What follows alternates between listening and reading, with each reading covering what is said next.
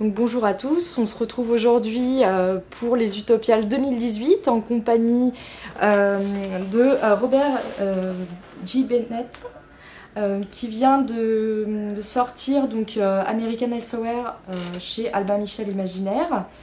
Donc bonjour à vous. Nous sommes aussi en compagnie de Gilles Dumais qui est là qui va faire la traduction. En tant que traducteur et aussi, donc vous êtes aussi éditeur. Il paraît. Donc, est-ce que vous pouvez nous dire un petit peu comment est né ce roman, American Elsewhere? How did you conceive American Elsewhere? What had happened was I had started thinking about writing a book that would be set in the northeast of America, where a girl would go to a small town, and this would be set in the 20s and 30s, is how I planned it. And she would slowly realize that the town was populated by gods. Au début, j'ai pensé à un roman qui serait situé dans le nord-est des États-Unis, avec une héroïne qui avait entre 20 et 30 ans, et qui découvre une petite ville qui serait peuplée par des dieux. But I found this to be a kind of boring idea because slowly it became just which god is which one, like which person should be Zeus, which person should be Odin, and this seemed pretty dull to me. Mais rapidement, je me suis rendu compte que c'était une idée peut-être un peu idiote, enfin en tout cas un peu ennuyeuse, parce que ça tournerait autour de qui est Zeus, qui est Odin, et je me suis dit qu'il fallait que je trouve autre chose. And so I had changed my idea a little bit. So instead of gods, it would have been Lovecraftian monsters that were in the town. Alors j'ai changé un peu mon idée et j'ai remplacé les dieux par des créatures Lovecraftiennes qui habiteraient cette ville. And I settled on Wink as an idea for a town because I went on vacation with my family to Santa Fe in New Mexico, and I was up in the mountains in a cabin, and we had all had a bit to drink, and then heat lightning rolled in. J'étais au Nouveau-Mexique à Santa Fe en famille et en fait c'est de là qu'est venue l'idée de Wink. Je buvais du whisky et la montagne était frappée par un éclair et voilà. And it was just a very unusual and unearthly experience to be up in the mountains, in the woods. The air feels quite electric, and there's lightning all around you that lights up the mountains behind you. And suddenly I had the idea that I should set the book at a place like this. En fait, j'étais à la montagne, donc dans une cabane, et c'est devenu une idée assez étonnante de voir cette électricité frapper alors que j'étais à un endroit où il n'y en avait pas. Et je me suis dit que j'allais transposer ça dans une petite ville. D'accord. Est-ce que vous pouvez nous en dire un tout petit peu plus sur l'intrigue? Qu'est-ce qui va se passer dans le roman? Can you speak a little about the story, the main story of... Sure. The story is about Mona Bright, who is an ex-cop whose marriage has just fallen apart and is in a really rough patch. And she finds out that her father has died. Oui, l'histoire c'est autour de Mona Bright, donc une ancienne flic qui est vraiment dans une mauvaise passe et elle apprend que son père vient de mourir. And she doesn't really mind that because she hated her father. But when she goes to his funeral, she learns that through him, she has inherited a house that belonged to her mother in a town that she's never heard of called Wink. Alors elle n'est pas tellement attachée à son père, elle le déteste en fait, mais dans cette succession, elle s'aperçoit qu'à travers son père, elle a hérité de la maison de sa mère, qui se trouve dans une petite ville dont elle n'a jamais entendu parler, qui s'appelle Wink. And she's never heard of Wink. She didn't know that her mother had a house, and she didn't know her mother had a life at all before her childhood. Et là, elle se rend compte en fait que non seulement sa mère avait une maison, mais aussi une vie dont il ignorait tout quand elle était enfant. And what troubles her even more is that she can't find Wink on a map. Le problème pour Mona, c'est qu'elle ne trouve pas Wink sur une carte. She somehow finds a mountain that is referenced to be close to Wink. So she just goes to this mountain and finds this town hidden there in the valleys. Donc en fait, elle trouve une référence à une montagne qui serait près de cette ville de Wink, et en trouvant la montagne, elle trouve la petite ville qui se trouve dans la vallée d'à côté. And the town seems unusually perfect, and her house seems unusually perfect. But the locals are a little reluctant to let her in, though they do give her one warning: you really should not go out at night. La ville semble parfaite, tout semble parfait, les petites maisons et tout, mais les gens lui disent bien une chose, il ne faut jamais, jamais sortir la nuit. So she's got a lot of questions, and she starts looking for answers, and that makes some people in the town very unhappy. Et donc forcément, ça soulève des problèmes, elle se pose des tas de questions, elle cherche des tas de réponses, et ça rend une certaine catégorie de personnes dans la ville particulièrement inquiète. Oui, puis finalement, elle pose des questions, mais Mona, c'est un personnage qui se retrouve face à beaucoup de mystères. Elle ne sait pas qui est sa mère, enfin, elle découvre une nouvelle personne, elle découvre une ville qu'elle ne connaît pas, et elle-même est un petit peu perdue. Est-ce que vous pouvez nous dire quelques mots sur ce personnage féminin qui est perdu, mais en même temps qui est coriace, qui a du caractère, qui lâche pas prise? Mona unveils a lot of mysteries in the novel. She discovers who is really her mother, and she investigates about the city. In your point of view, who is Mona Wright? She's a badass people in some way. She's tough. I'd say so. Mona is someone who has tried to experience the what we think of as the American dream and had it fail for her. Mona a eu une expérience de ce qu'est le rêve américain et malheureusement ça n'a pas marché pour elle. And she is in the process of trying to decide if this affects who she is and who she's going to be. Et elle est dans un processus mental où ça affecte ce qu'elle est et ce qu'elle veut devenir. And so when she goes to Wink, which is a town where the American dream feels crystallized in amber, she is someone who's had enough experience to question it extensively. Et donc quand elle arrive à Wink, qui est un endroit où le rêve américain a été comme figé dans l'ambre, elle a le background qu'il faut pour se poser les bonnes questions. So she knows to question it extensively. Oui, elle peut se poser les bonnes questions et elle peut faire une enquête approfondie sur cette ville. Sometimes with a gun if necessary. Et parfois une arme est nécessaire. Oui, c'est vrai que Wink est une ville qui paraît très très tranquille, même beaucoup trop tranquille. C'est presque plus angoissant que les créatures qui vivent à sa périphérie. Comment est-ce que vous avez créé cette ville en fait? Vous êtes basé sur une ville qui existe, une ville imaginaire parfaite que vous avez inventée ou... The perfection of Wink is make more fear than the creature who inhabit the city. Mm-hmm. How did you create this city?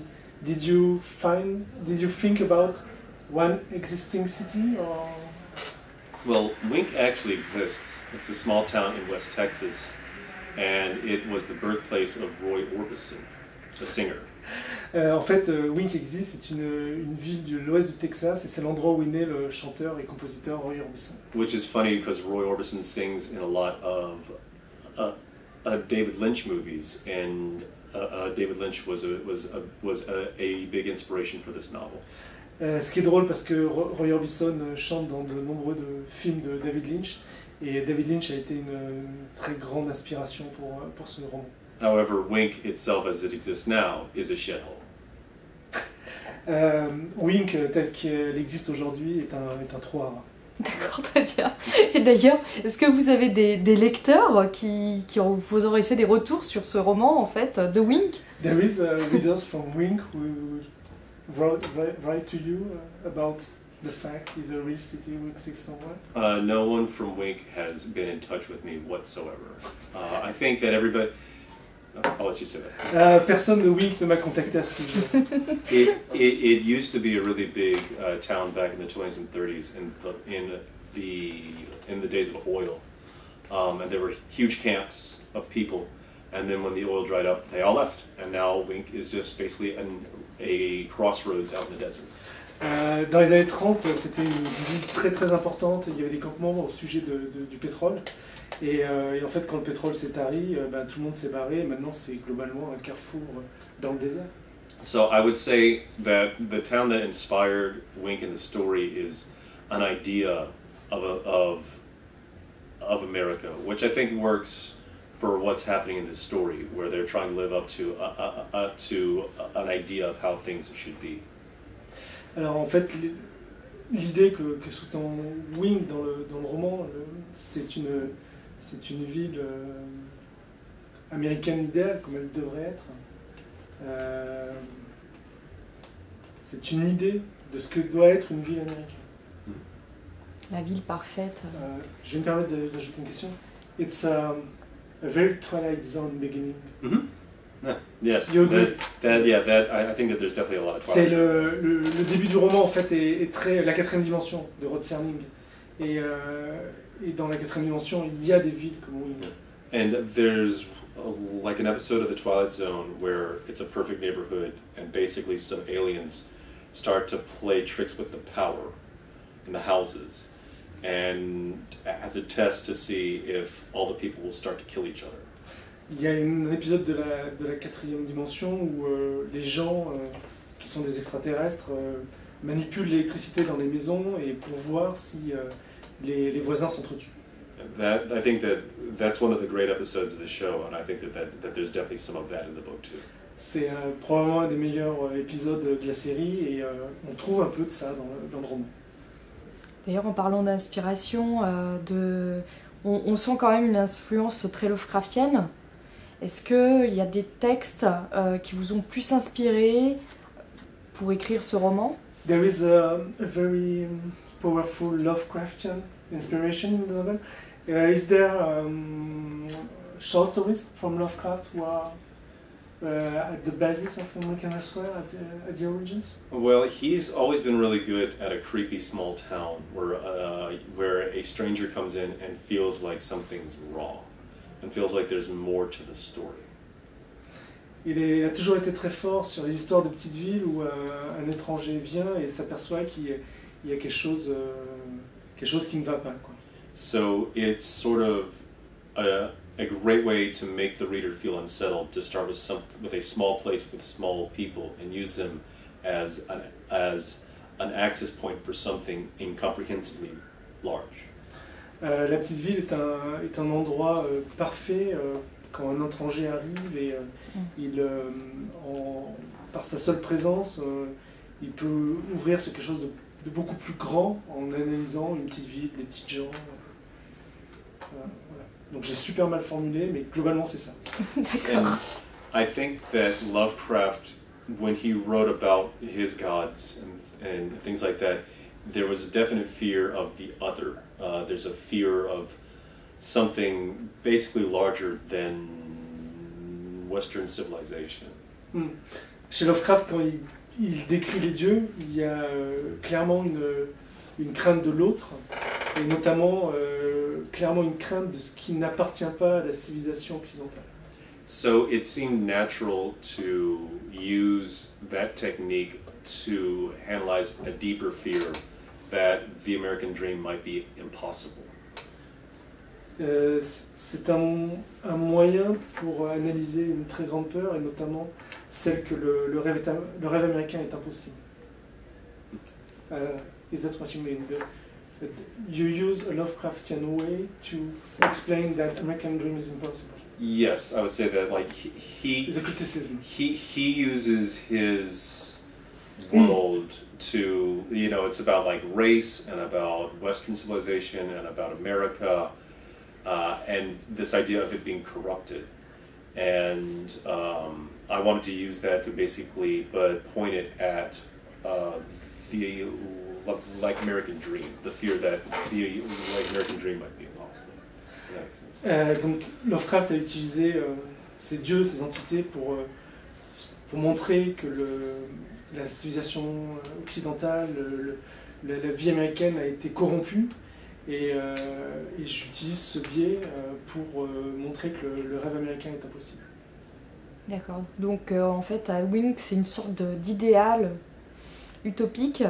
Donc il y a des humains, mais il y a aussi des créatures. Comment est-ce que vous les avez créés? comment vous avez décidé, par exemple, quelle apparence leur donner, quelles caractéristiques, pouvoir Wink is a utopia with human people and different creatures, other creatures. How did you design the creature? How did you imagine what their specificities? Sorry. What makes these creatures different in your point of view? These creatures, like the creatures themselves, are weak. No, the creatures in Wink. How did you design? You know the creature in Lovecraft, they are invisible. Right, yeah. And you got your own pantheon? How did you imagine this pantheon? I definitely wanted to make it a family, because family is at the heart of the American dream. It's, you know, the mom, the dad, and the 3 kids, and a car, and the TV. J'ai vraiment voulu faire une famille parce que la famille est au cœur du rêve américain, donc le père, la mère et les 3 enfants et évidemment la voiture. And I wanted the mother to be the central figure. Et je voulais que la mère soit la figure centrale. And I'm trying to think of something interesting.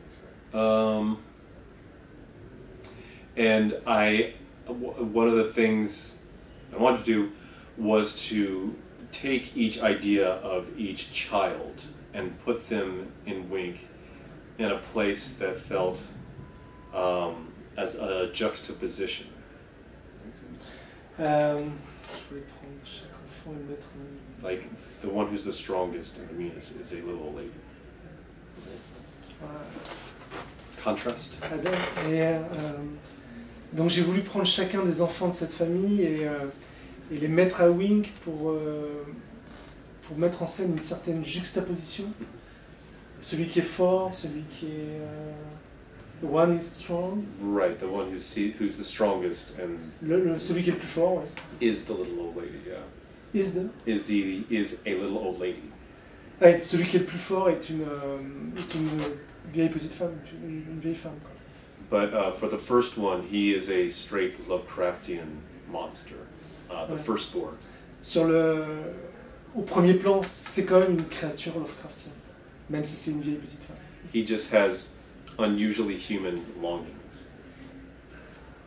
urges, desires. He has human desires. Il a des détonnants désirs humains. Donc en gros, il faut se méfier des grands-mères, quoi. You must take care. You must fear the grannies. I'm sorry. You must fear the grannies. Oui. Oui, il faut se méfier des grands-mères. Elle cache des choses. Donc en fait, vous écrivez pas mal de science-fiction, de fantasy, de thriller. C'est des genres qui vous tiennent à cœur. Est-ce qu'il y en a un en particulier que vous préférez ou vous aimez You write science fiction, fantasy, thrillers, with different genres. And there is one you prefer or not? I use them sort of in the same way, which by which I mean that I use the genre to distort our own societies, I like to think. En fait, je les utilise de quasiment la même façon. J'aime distordre, j'aime tordre la société. Yeah. La société. And the reason why I think I do this is it's a little bit like how abstract painters will paint self-portraits and change their own faces. La façon dont je fais ça peut être rapprochée de la façon dont les gens, les peintres feraient des autoportraits mais changeraient leur visage. And the reason why I think they do this is they want to see how much they can change and still remain themselves. La façon dont je fais ça, c'est pour me demander à quel point je peux me changer et en même temps rester moi-même. It's a way of trying to isolate your true being. C'est une façon d'isoler votre nature profonde. D'accord. Et est-ce que c'est des genres qui vous permettent de... Ouais, ça vous permet de parler de choses que vous n'auriez pas abordées autrement finalement. Did you use the genre, science fiction, fantasy, to speak about things you cannot speak about with mainstream? I don't quite think so, because there are quite a number of literary novels that have examined the failure of the American dream. Il pense pas, je ne pense pas, je pense qu'il y a un certain nombre de romans qui analysent les errances du rêve américain. But I think what I'm doing that's unusual is making the fear of unhappiness and loneliness more akin to horror and to terror than to normal sentiment. En fait, je transforme la crainte de ne pas avoir le bonheur, de ne pas connaître le bonheur et la crainte de la solitude en quelque chose qui s'approche le plus possible de l'horreur. Where it's the sort of a world where loneliness is almost like almost a cosmic horror, which is so vast you can't even understand it. C'est un univers où la solitude est tellement forte qu'elle tangente l'horreur cosmique. C'est quelque chose qui est difficile à appréhender. D'accord. Est-ce que vous avez d'autres sources d'inspiration en dehors de Lovecraft? Il y a d'autres auteurs ou d'autres sources There is writers, except Lovecraft, you were important for American Elsewhere. Who wrote Little Big? I can't remember. Richard something. Hold on a sec. I'm gonna look up his name. I can't remember it suddenly. Yeah. Richard Matheson. Yeah, Richard. Little Big.